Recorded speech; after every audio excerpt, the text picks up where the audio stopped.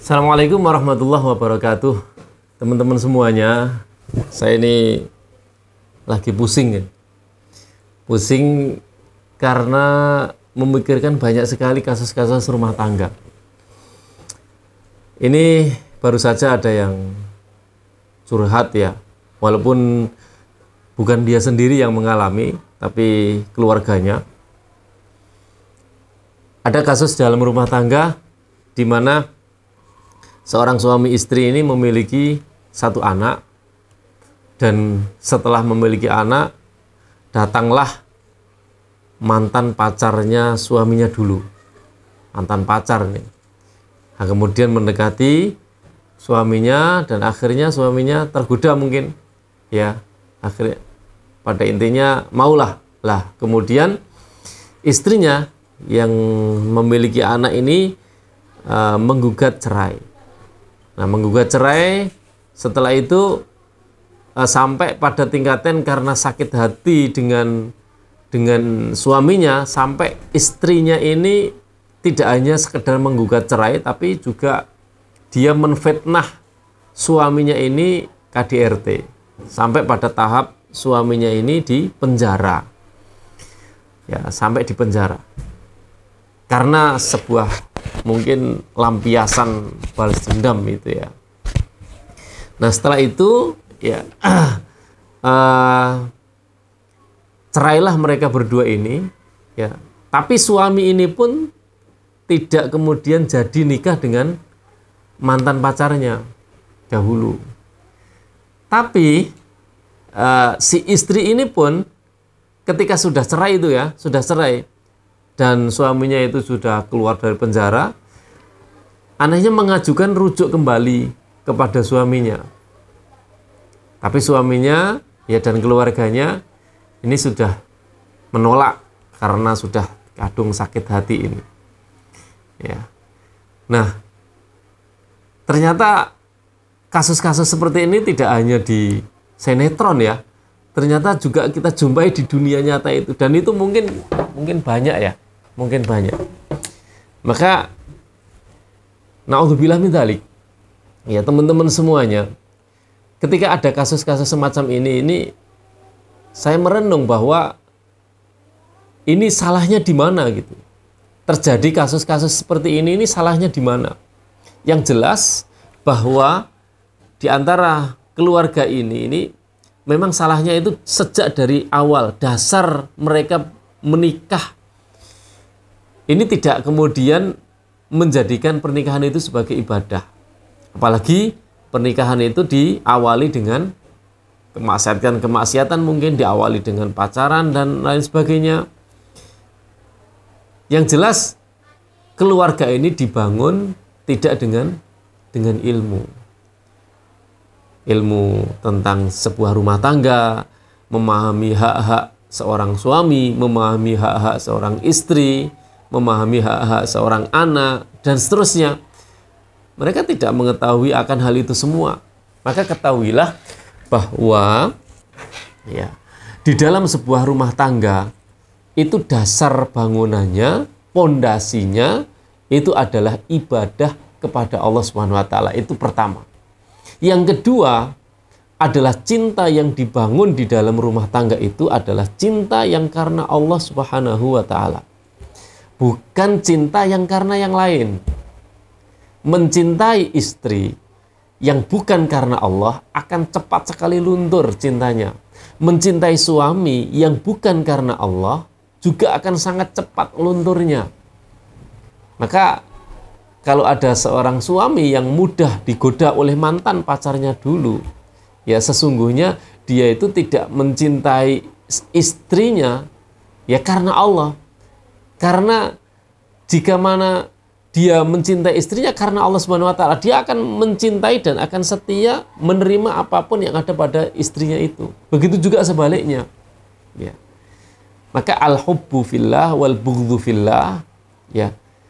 Itu adalah dasar mencintai karena Allah dan membenci karena Allah, itu adalah dasar juga di dalam sebuah rumah tangga.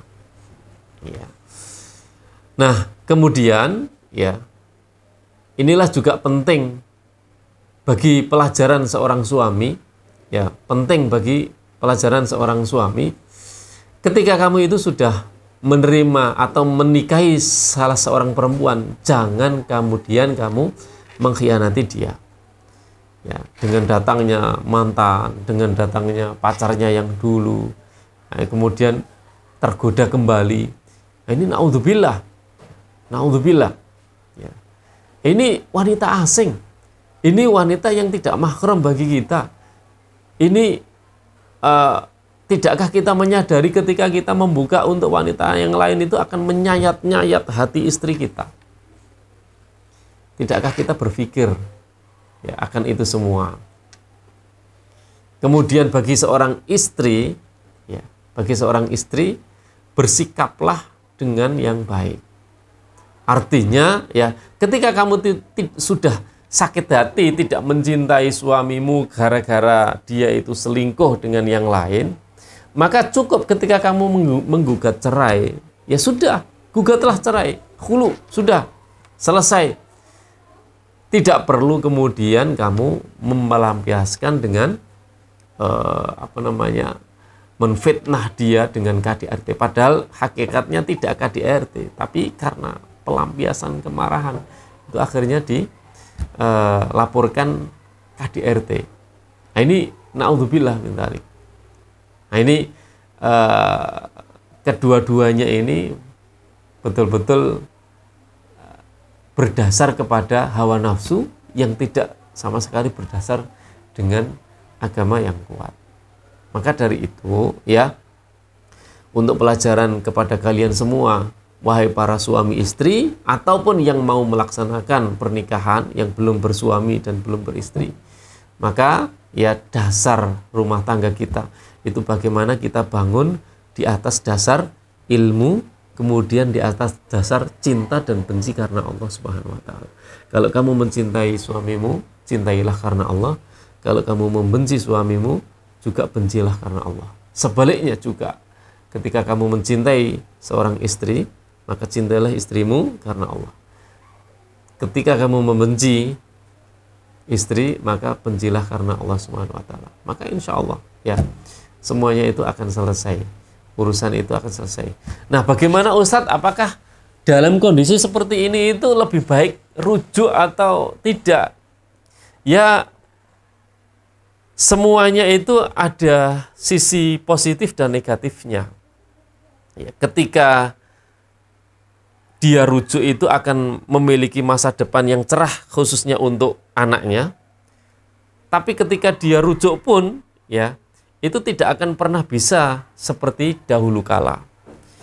Pasti di situ nanti ada sebuah percekcokan kembali, kecuali keduanya ini memang sudah bertaubat kepada Allah dan merubah semua sikap-sikapnya ya hanya untuk rumah tangganya, bukan untuk orang asing. Nah, ini ada sisi negatif, ada sisi positifnya. Namun mana yang lebih baik? Wallahu alam. Kalau itu kamu sudah merasa taubat dan bisa melanjutkan rumah tangga, silahkan dilanjut.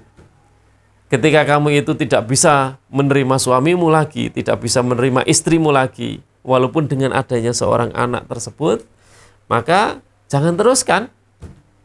Cari yang lain yang lebih bisa memberikan kebahagiaan atau memberikan keberkahan di dalam rumah tangga kamu. Karena sebuah rumah tangga jika dilanjut itu kok mempunyai potensi untuk berantakan, untuk keburukan, maka stop. Walaupun perceraian itu adalah sesuatu hal yang dibenci. Tapi ketika rumah tangga itu bisa memberikan sebuah keberkahan, memberikan sebuah kebaikan, maka ya lanjutkan. Wallahu alam bishawab. Ya, antum semua, terutama khususnya yang mengalami, itu lebih tahu kondisi antum semuanya.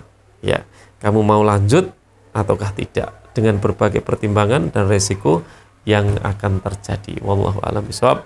Barakallahu fikum. Assalamualaikum warahmatullahi wabarakatuh.